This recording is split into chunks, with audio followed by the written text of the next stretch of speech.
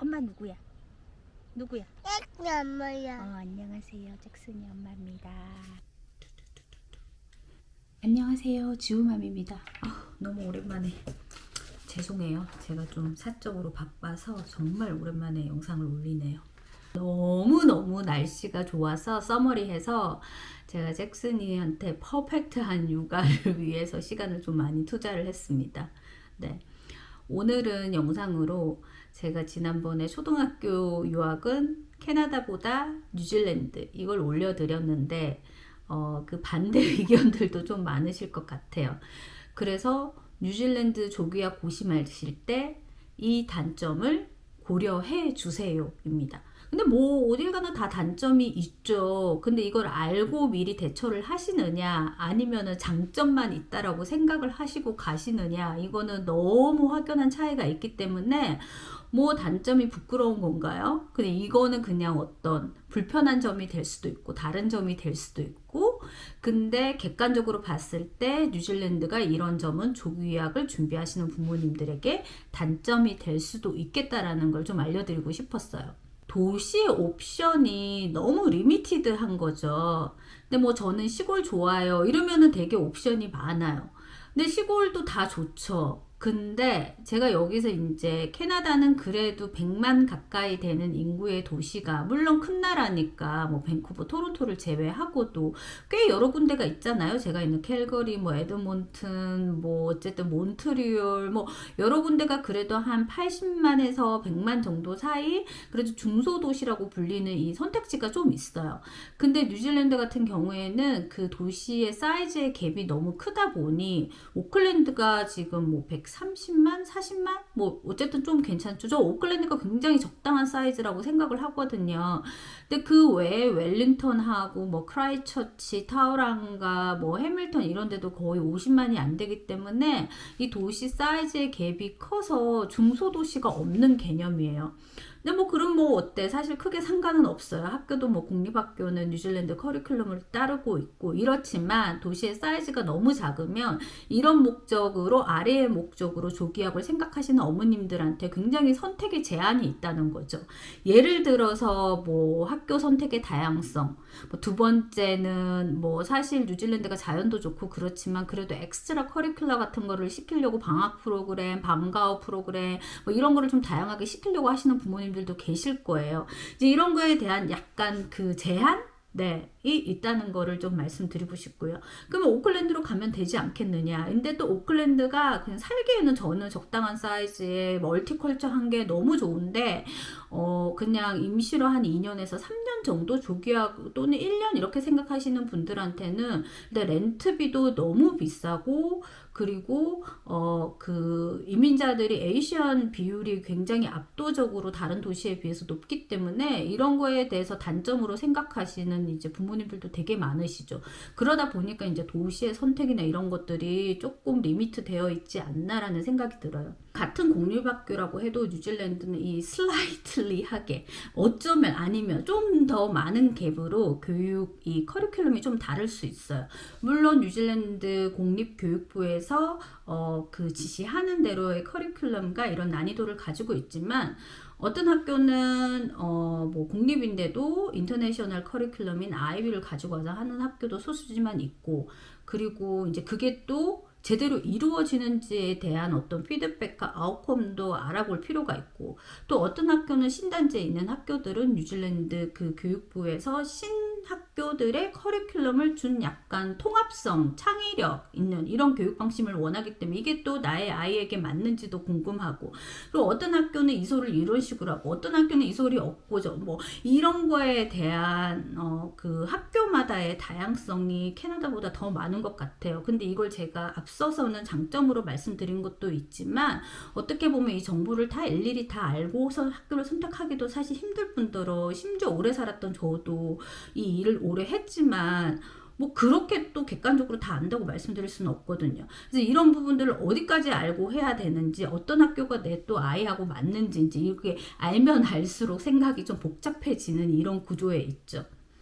상담하기 힘들어요. 뉴질랜드는. 제가 캐나다에 와보니까 뉴질랜드 유학원들이 좀 더 상담하기 힘든 것 같아요. 고학년의 경우 이거는 장단점이 내 아이에게 어떤 게 맞는지 둘 다 분석을 해보실 수는 있어요. 뉴질랜드는 이제 전체 그 초등학교부터 고등학교까지가 13년이고 캐나다는 12년이잖아요. 뭐 미국도 12년이고 호주도 12년이에요. 뉴질랜드가 유치원을 이제 그 정규 과정에 포함시키지 않고 유치원을 거의 이어 제로나 1학년으로 하기 때문에 한 해 더 일찍 간다고 생각을 하시면 돼요. 근데 고학년의 경우 말이죠. 이 11, 12, 13학년 마지막 3년을 이제 NCA라고 하는 우리나라로 보면 뭐 수능 뭐 이런 거에 대한 시험과 준비를 하는데 저는 객관적으로 볼 때 난이도가 그렇게 높지 않다고 봐요. 물론 공부를 잘하는 학생들은 NCA 스칼라라고 해가지고 이제 레벨이 더 높은 그냥 약간 대학교 수준의 이런 시험을 이제 공부 잘하는 친구들 같은 경우에는 이번에 학교에서 이렇게 뭐 이렇게 추천을 한다든지 너 이번에 수학 스칼라 볼래? 이런 식으로 한다든지 아니면 본인이 조금 욕심 있는 학생들은 그렇게 하는데 근데 전반적으로 물론 이거는 이제 탑 한 10%에도 해당이 안 되는 것 같아요.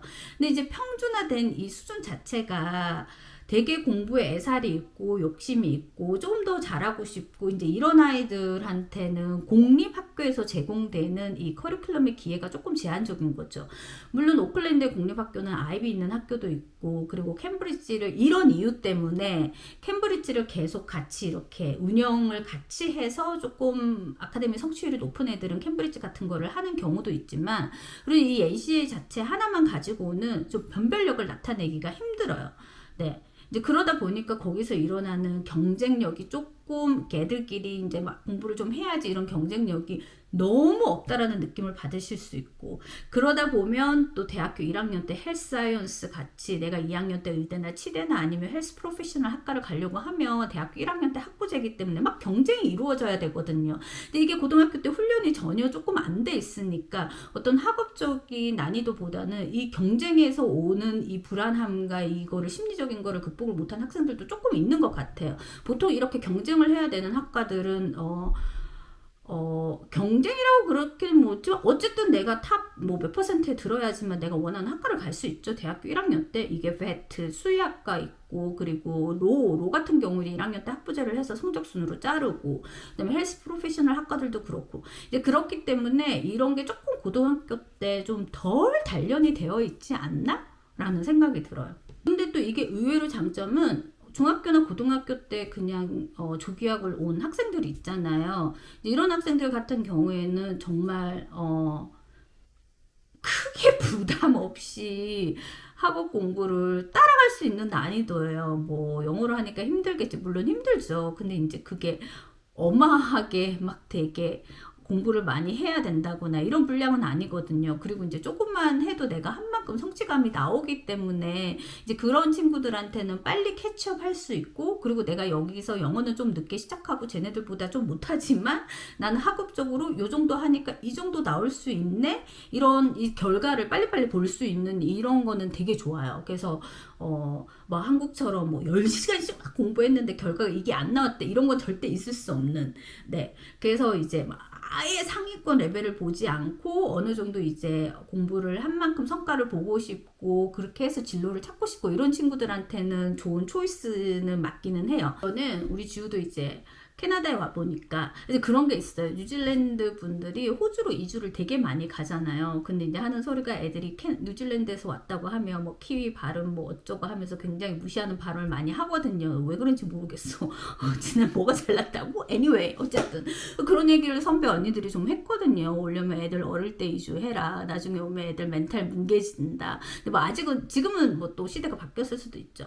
근데 캐나다에 왔을 때는 그런 부분은 전혀 없었어요. 뭐 뉴질랜드를 뭐 시골로 본다든지 뭐 어디 뭐 섬나라 작은 데서 왔다든지 뭐 발음이 뭐 너 왜 이러냐는 이런 거는 전혀 느끼지 않았어요.